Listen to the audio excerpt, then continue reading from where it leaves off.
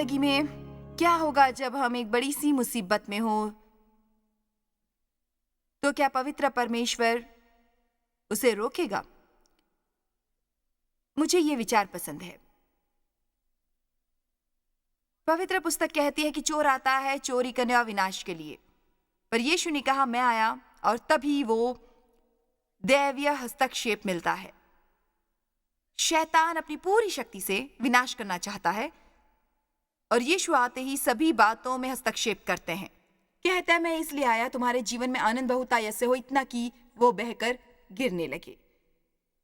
और मैं आपसे कहना चाहूंगी कि अगर आपको जिंदगी महसूस हो रही हो कि उसमें सिर्फ है विनाश और गरीबी और चिंता और व्यग्रता, रिश्तों में समस्या और टूटा हुआ दिल, यीशु आए कि तुम जीवन का आनंद लो। आपकी सारी समस्याओं से छुटकारा नहीं भी मिला हो, जीवन का आनंद लीजिए। परमेश्वर की अर्थव्यवस्था में परमेश्वर पुनर्निर्माण का प्रभु है। आज कॉन्फ्रेंस के शुरू करते ही हमने भजन संहिता 23 में पढ़ा कि वो प्राण को पुनर्निर्माण करता है। मेरा भी मन टूटा हुआ था। मेरे पिता ने मुझे दूषित किया और माँ ने मुझे त्याग दिया और सामने दिखने वाले व्यक्ति से शादी कर दी जो दूसरी औरतों में लगा रहता और आखिरकार जेल चला गया। तब तक मैं 23 की हो गई। मेरा मन बिखर गया था। मैं सही सोचना भी नहीं जानती थी। सब कुछ मेरे लिए गलत था। मेरा मनोबल कमजोर था। मैं हार मानना नहीं जानती थी। मैं स्वीकार करना भी नहीं जानती थी। मैं जो चाहती थी उसे हमेशा के लिए लड़ने को तैयार थी और उस तरह जीना कठिन हो जाता था। मैं ईमानदारी से कह सकती हूँ कि उन्होंने मेरे मन को फिर बनाया, और मैं कैसे बताऊं कि परमेश्वर के ये कि कितनी आभारी हूं मैं मेरे जीवन में। और इतना आपसे जरूर कहूंगी कि जो परमेश्वर एक के लिए करते हैं वैसा ही वो सबके लिए जरूर करेंगे। सबके लिए करेंगे। आपको आज आगे बढ़कर उसे समझना होगा, उस पर विश्वास करना होगा कि परमेश्वर बड़ी सी बड़ी समस्या को ठीक कर सकते हैं। मुझे पसंद है यूहन्ना 4:4। हमने ईश्वर के विरोधी को हटाकर उस पर जय पाई है, शैतान पर। पहले ही शैतान को हरा दिया। शैतान को हराने नहीं जा रहे। हमने पहले ही शैतान पर जय पाई है, क्योंकि जो तुम में है वो उससे जो संसार में है बहुत बड़ा है। पवित्र पुस्तक कहती है हम उन विजेताओं से भी बड़े हैं उसके जरिए जो हमसे प्रेम करता है। अगर परमेश्वर मेरे साथ है तो मेरे विरुद्ध कौन होगा? जानते हैं जब आप परमेश्वर से जुड़ जाते हैं तो उनका लेखा जोखा अलग है दुनिया के सभी लोगों से।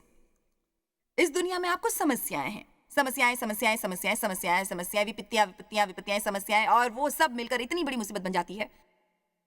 चलिए देखें, ये नन्हा वही खाता है जो मैंने बनवाया परमेश्वर का लेखा जोखा दिखाने के लिए। अगर आप इसे देखेंगे तो आप समझ जाएंगे मैं क्या कहना चाहती हूं।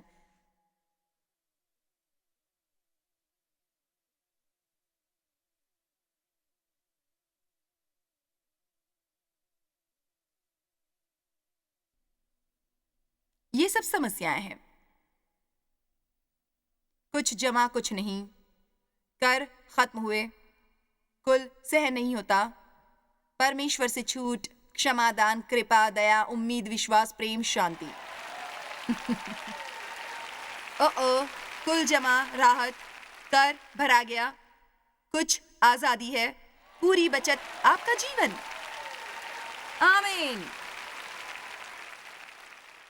मैं उसी के बारे में सोच रही थी। जानते हैं, परमेश्वर से जुड़ते ही सारा हिसाब बदल जाता है। मुझे पवित्र पुस्तक का छोटा सा वाक्य पसंद है, परमेश्वर, क्योंकि मैं आपको बताना चाहती हूं चाहे कहीं पर कुछ भी चल रहा हो, परमेश्वर के हस्तक्षेप से सब कुछ बदल जाता है। प्रेरितों के काम 7:9। हम इन्हें आपके लिए स्क्रीन पर दिखाने जा रहे हैं। प्रेरितों के काम 7:9। और कुलपतियों ने यूसुफ से ये करके उसे मिस्र देश जाने वालों के हाथ बेचा। लेकिन परमेश्वर, सब लोग कहें लेकिन परमेश्वर, लेकिन परमेश्वर, यहां देखिए, परिवार का सबसे छोटा बेटा बाकी सब भाई उससे डाह करते थे क्योंकि अपने पिता का प्रिय था।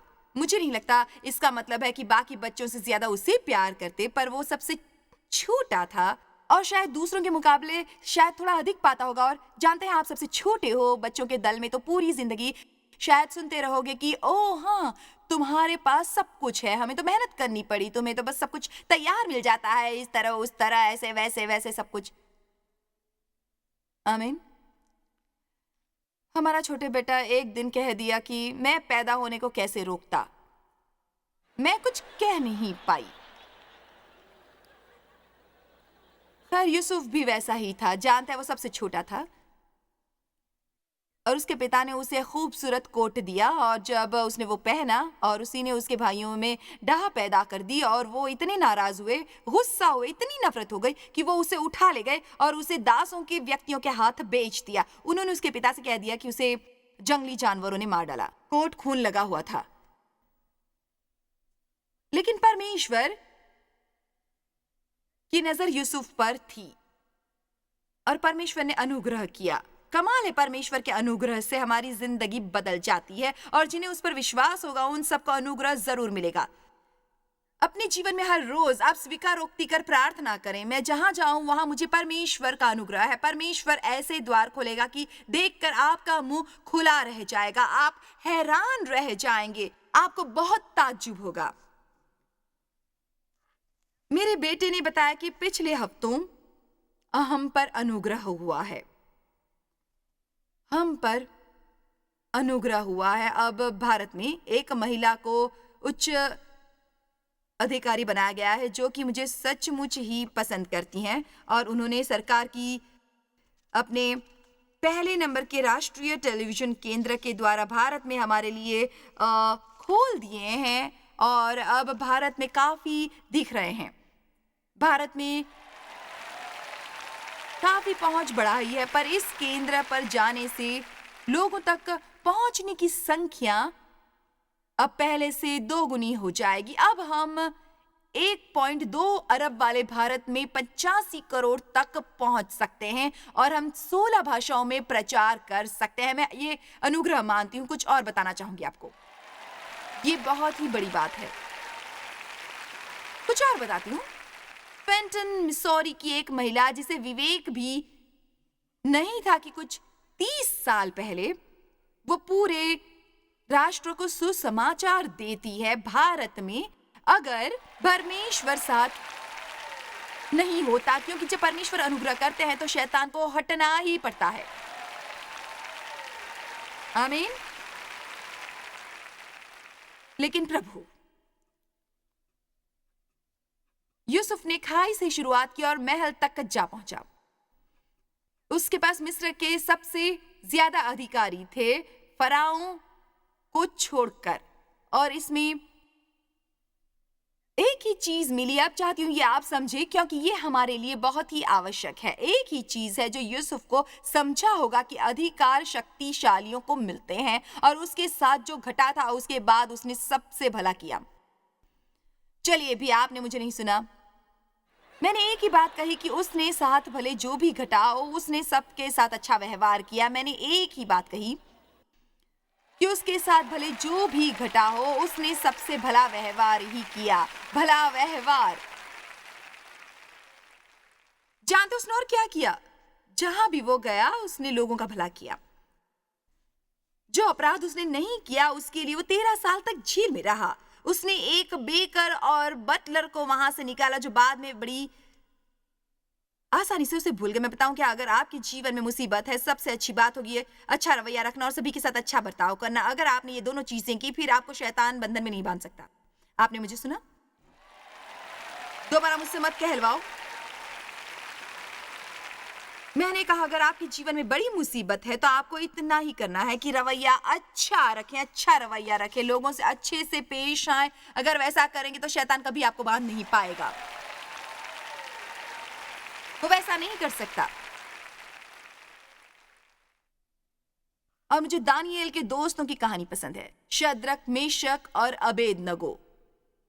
ओ बाप रे, हर बार ये कहानी सबसे बढ़कर होती है, बहुत उत्साहित करती है ये। जैसे एकदम से कमाल होता है। तो आपको मेरे साथ धीरज रखना होगा क्योंकि ये 1 मिनट में नहीं होगी।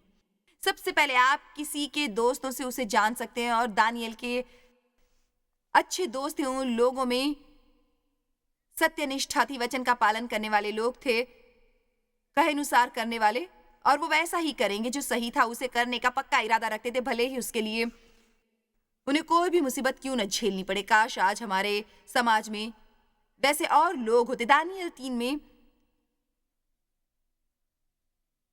और हम शुरू करेंगे वचन 22 पर।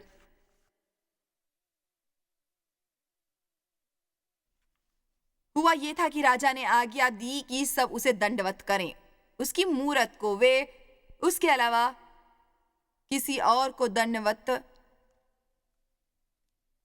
न करो। खैर, एक शद्रक, मीशक, अबेदनगो प्रभु की उपासना करते थे। उन्होंने कहा, हम वैसा बिल्कुल भी नहीं करेंगे। पर राजा ने कहा, और कोई गिरकर दंडवत करेगा, उसे उसी घड़ी धधकते भट्टे में डाल दिया जाएगा। अब बस 1 मिनट के लिए सोचिएगा, अगर वहां धकधकता भट्टा हो और उसमें डाले जाने से बचने के लिए आपको किसी मूर्त को दंडवत करना हो, मैं तो यही सोचूंगी कि हम भी दंडवत करेंगे कि उन्होंने किया। इसलिए अब देखें कि क्या हुआ। इसलिए राजा की आज्ञा दृढ़ भी, मैं वचन 22 पढ़ रही हूं, वो भट्टा जो राजा की दृढ़ आज्ञा होने के कारण अत्यंत धकधकाया गया, इस कारण जिन पुरुषों ने शद्रक, मेशक, अबेदनगो को उठाया, वही आग की आंच से जल मरे। और उसी धकधकते हुए भट्टे के बीच तीनों पुरुष शद्रक, मेशक, अबेदनगो बंधे हुए फेंक दिए गए। तब नबूकदनेस्सर राजा अचंभित हुआ, घबरा कर उठ खड़ा हुआ और मम्मियों से पूछने लगा, क्या हमने उस आग के बीच 3 ही पुरुष बंधे हुए नहीं डलवाए? उन्होंने राजा को उत्तर दिया, हाँ राजा, सच बात तो है। फिर उसने कहा, देखो तो 4 पुरुष आग के बीच खुले हुए टहल रहे थे, उनको कुछ हानि नहीं पहुंची, और चौथे पुरुष का स्वरूप ईश्वर के पुत्र जैसा है। लेकिन प्रभु धकधकते भट्टे में, परमेश्वर भट्टे में उनके साथ था। और उसकी जो बात मुझे पसंद है कि ये उनके जीवन का बहुत बुरा वक्त था और उसी समय उनके बंधन भी खुल गए। आप सोच रहे होंगे कि आपके जीवन में इतनी परेशान होने के बाद भी शायद कुछ नहीं हो रहा। कभी कभार परमेश्वर उन्हीं चीजों का इस्तेमाल आपके बंधन खोलने के लिए करते हैं, आपको आजाद करने के लिए। वो बंधे हुए गए, आजाद होकर बाहर आए। अगला पन्ना पलटे तो सुसमाचार दिया होगा कि वो जब बाहर आए, उनकी देह में आग का प्रभावन था और उनका बाल भी नहीं जला था। वू! हालेलुया!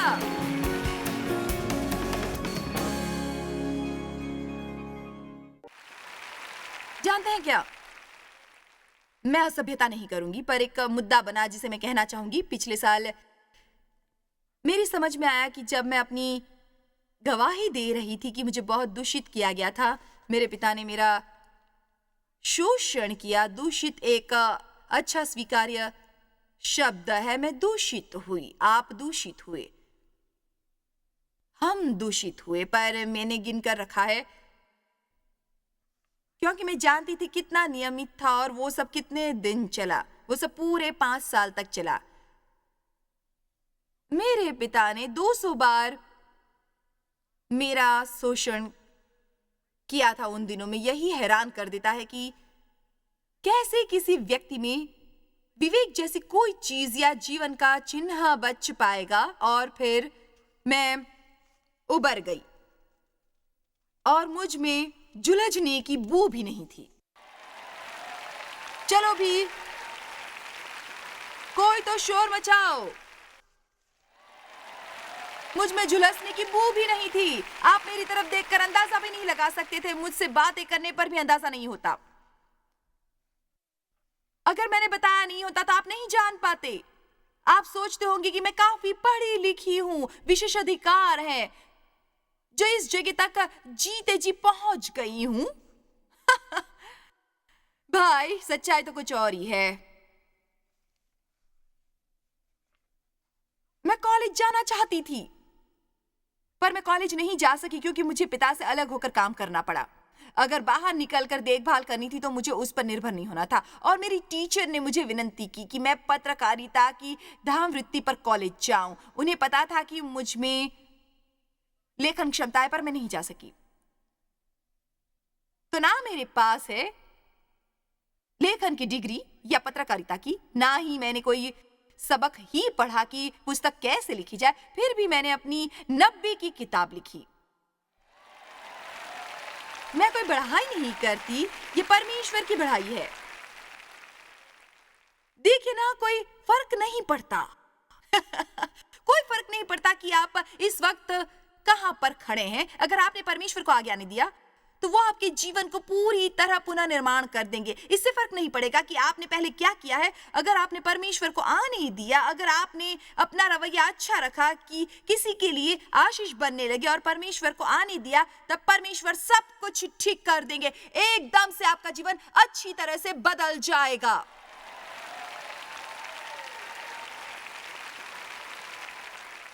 मेरा कमरा कहानियों से भरा है। शायद वैसी भी हो जिसके सामने मेरी कहानी एक जश्न न लगे। मैं इस धोखे में नहीं हूं कि सिर्फ मेरा वक्त ही इतना कठिन नहीं बीता। आप में कईयों के साथ भी हादसा वाकया गुजरा तो होगा ही। फिर भी परमेश्वर को आप पर नाज होता होगा क्योंकि आप उनकी प्रार्थना करने आए हैं। आज आप उनके बारे में और जानना चाहेंगे, जबकि दुनिया के बहुत से चोट खाए हुए, कहीं पर नशे में खोते हुए, डूबते हुए, दुनिया का हर गलत काम किए जा रहे हैं, उनके लिए वो जवाब नहीं है। आप यहां हैं जहां पर आपको जवाब मिलेगा। लेकिन प्रभु मुझे इफिसियों पसंद है दिया है। अभी हम अपने पापों से घिरे हैं। परमेश्वर ने इकलौता पुत्र भेजा हमारे लिए मरने को। लेकिन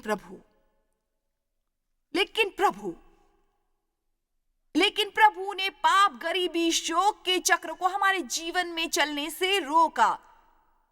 अंधेरे में रोशनी चमकी। मौत जैसे अनुभव में जीवन का प्रवेश हुआ और परमेश्वर के आने पर सब बेमानी हो जाता है। पवित्र परमेश्वर के हस्तक्षेप से क्या होता है?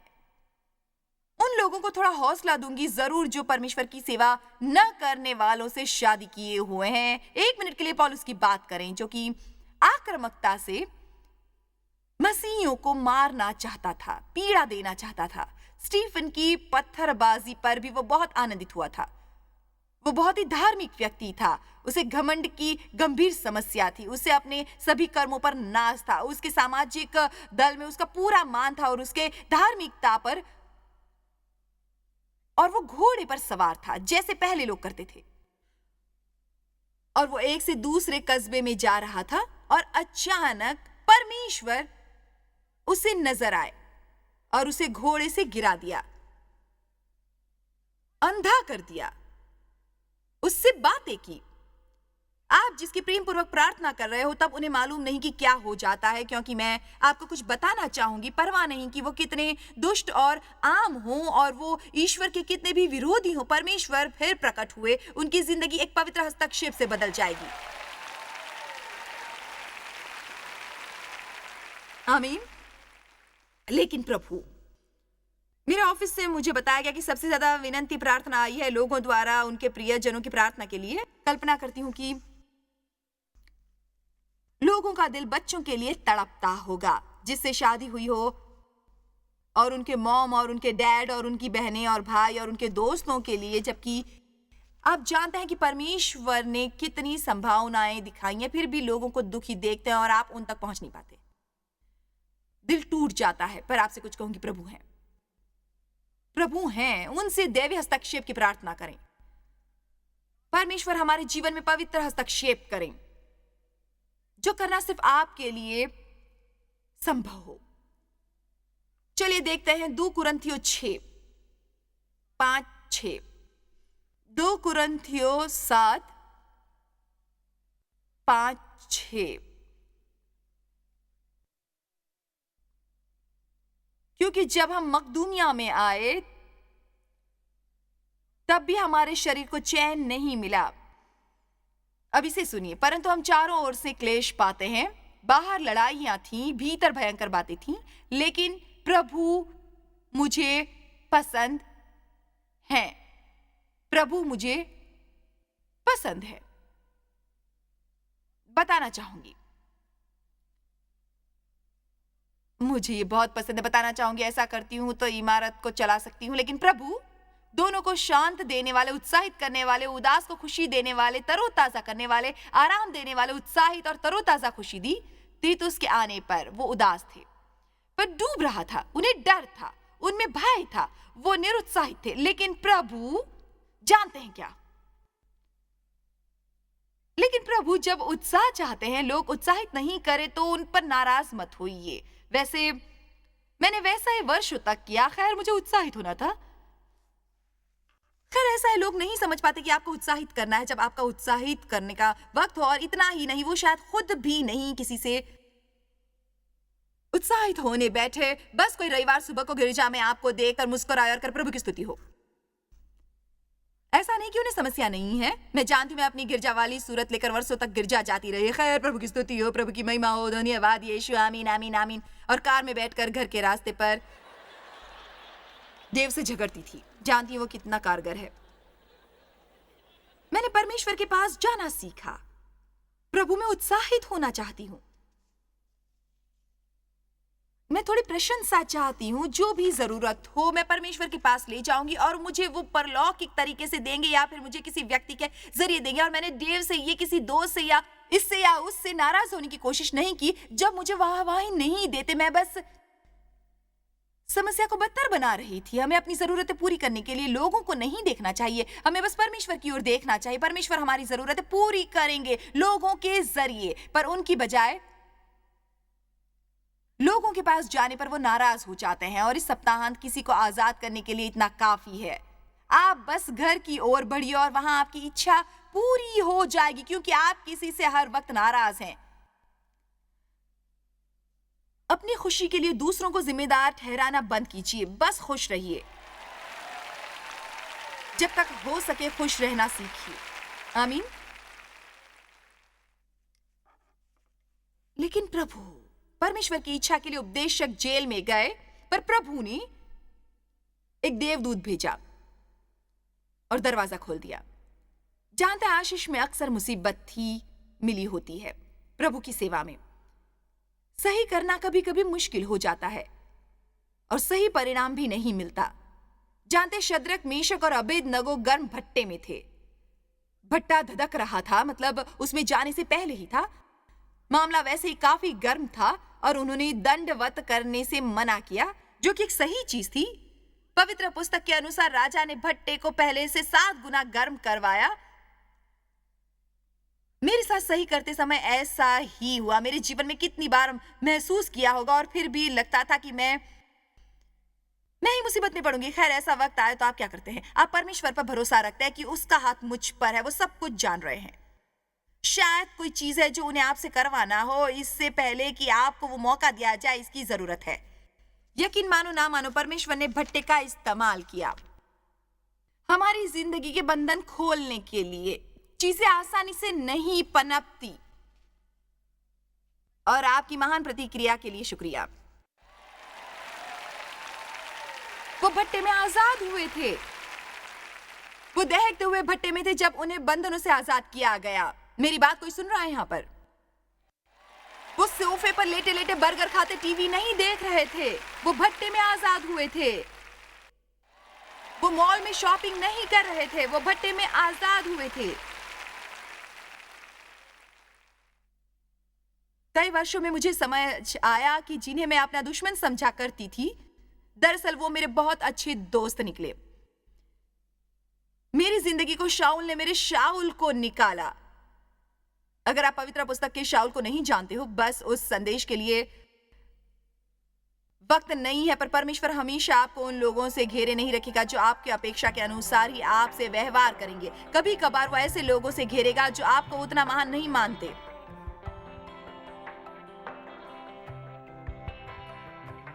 खैर, भले ही हम किसी भी दौर से गुजरे, समझ लीजिए कि परमेश्वर के पास हमारी कल्पना से भी बड़ी योजना हमारे जीवन के लिए मौजूद है। हमें हमारी समस्याओं और जीवन में परमेश्वर के पवित्र हस्तक्षेप के लिए प्रार्थना करनी चाहिए। इस पूरे हफ्ते हमने संबंध सुधारने पर विशेष जोर दिया है। दरअसल बुधवार को इस इलाके के सभी दोस्तों और सहयोगियों के लिए हमारी सेवकाई प्रार्थना करेगी। जानते हैं, अगर आपका कोई संबंधी नहीं हो तो अकेले हो जाते हैं। अगर संबंध बिगड़ गए हो तो आप दुखी होते हैं और हमें संबंधों की जरूरत है, पर यह एहतियात बरतनी होगी कि वो सही भी हो, स्वस्थ अच्छे संबंध हो, संतुलित संबंध हो। कला को सीखिए। अब आप बाकी दिन अच्छी तरह से बिताइए। प्रभु की स्तुति हो। आपका दिन शुभ हो।